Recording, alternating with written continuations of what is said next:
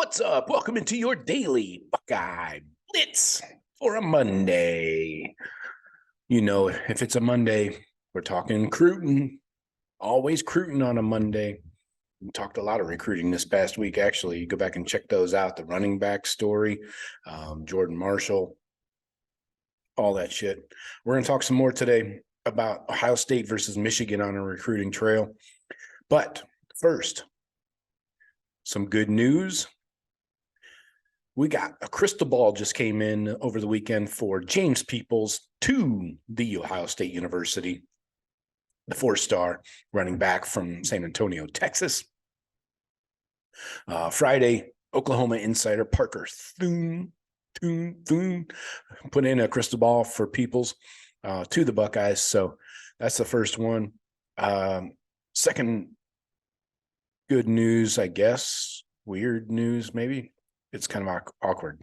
Anyways, 2024 quarterback Aaron Nolan from Georgia, four-star, has narrowed his list of schools to 7.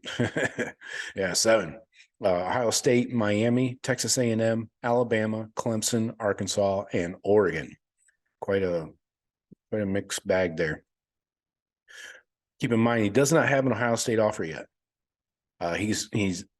He said that he has a decision date set for April 8th, so about 2 weeks away, and he's going to be on campus next weekend. So it's a huge visit weekend next week for the Buckeyes. Peoples will be on campus, and Aaron Nolan, obviously, too. So just keep that in mind that he does not have an official offer. He thinks he's going to get an offer when he comes to campus. Will he? That's the question. Anyways, I want to talk about 2 linemen, 1 offense, 1 defense real quick from California that were in town with that big group of like 16 Californians. And first one is Brandon Baker. He's a 4-star offensive lineman. He's 6'5", 290 out of Mater Dei in Santa Ana, California. He made his first trip to Columbus with that group. And he said, quote, "I loved every bit of it. It went great. I love seeing how the offensive line coach, Justin Fry, works and coaches. Fry's been working on Baker over the last few months. He made it clear to Baker that he views him as a high priority. Key, as we learned with other recruits who did not feel that way. The expectation is to get Baker back on campus for an official visit in the summer, but there's no schedule for that. He's looking at other schools out west like Oregon, USC, and other West Coast schools.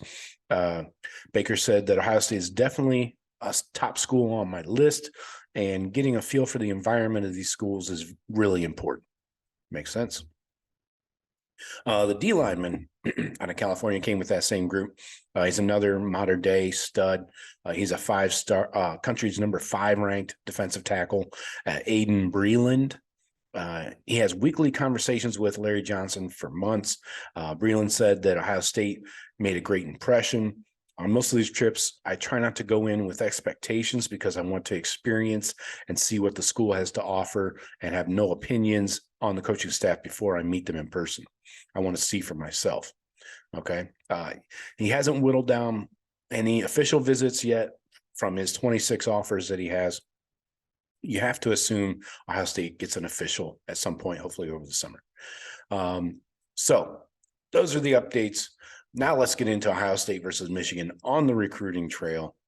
They don't cross paths a lot, but it does happen like we saw last week with Jordan Marshall, who picked Michigan over Ohio State. And it was, the sky is falling in Buckeye land.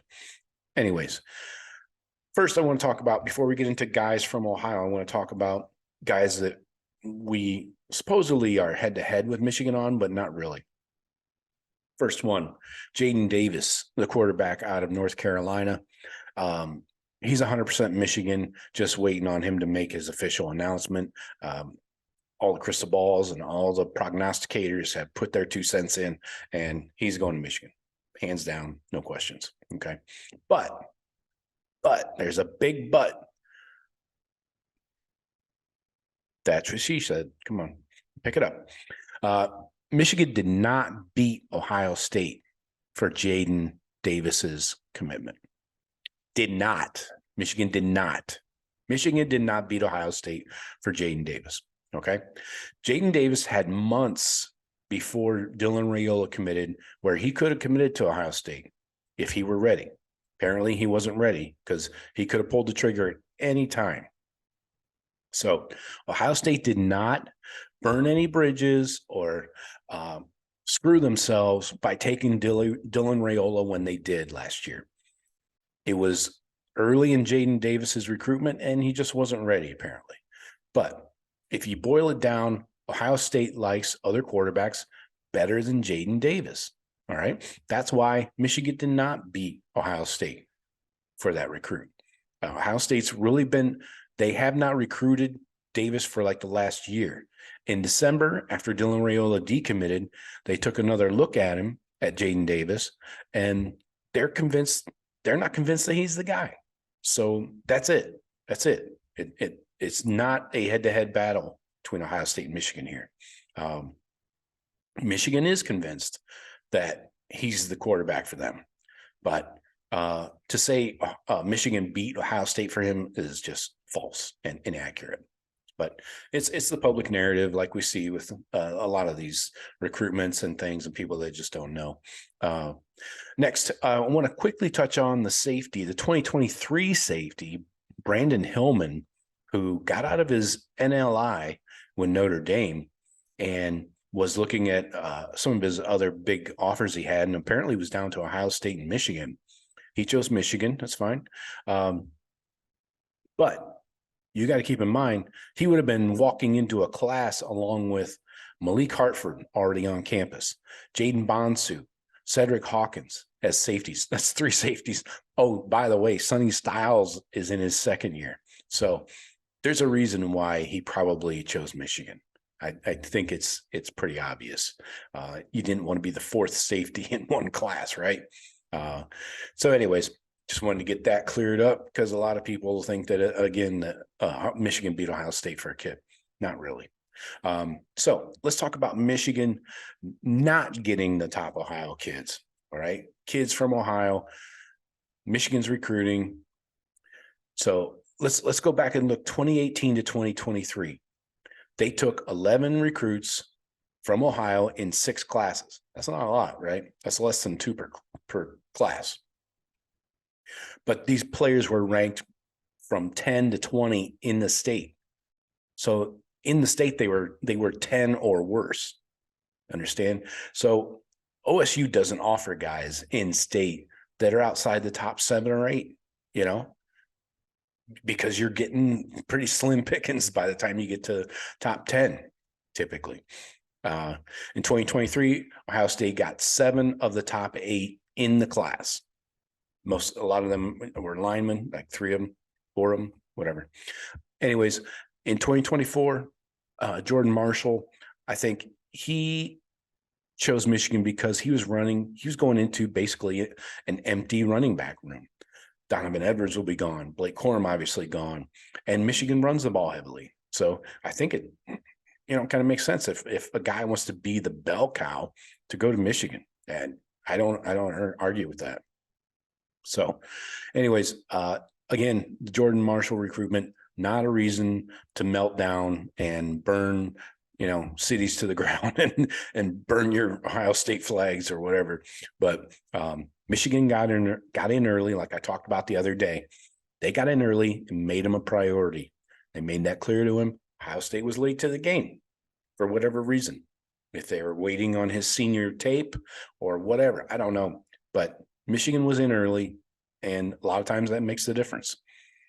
All right, let's talk about some O-linemen here.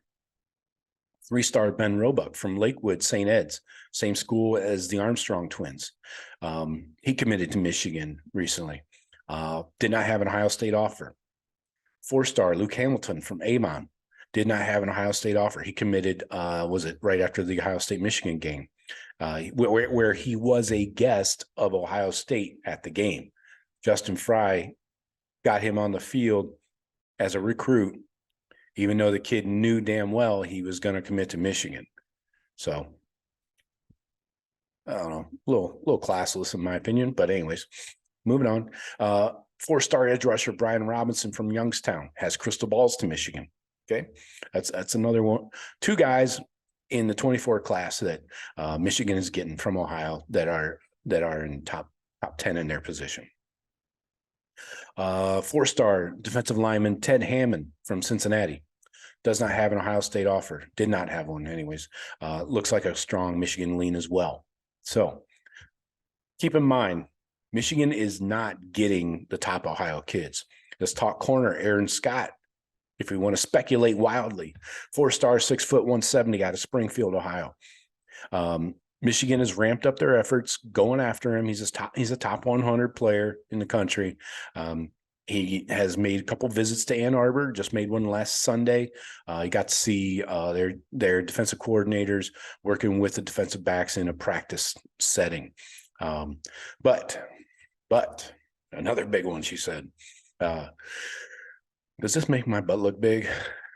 Braxton Miller trains Mr. Aaron Scott, and Braxton Miller tweeted in regard to Aaron Scott going to Michigan. He said, sorry, not happening. And we also have crystal balls from Bill Kurlick and Steve Wiltfong backing that up, that point Aaron Scott to the Buckeyes. So again, Michigan is not getting the top Ohio kids. Let's put that to bed. And it's rare that they're beating Ohio State for a national kid. All right. So let's all calm down. We're going to start getting some recruits rolling in here. I know we only have 4 right now. Just chill, Buckeye Nation. Stick with me. We're going to get through this.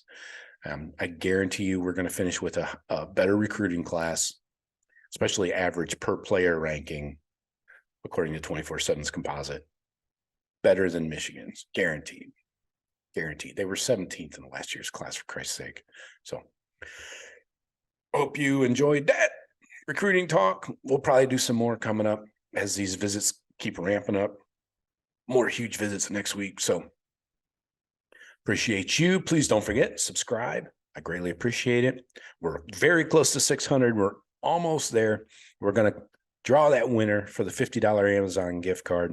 And I got to start shelling out some Amazon gift cards, man. All right. Appreciate you guys. Talk to you later. Go Bucks.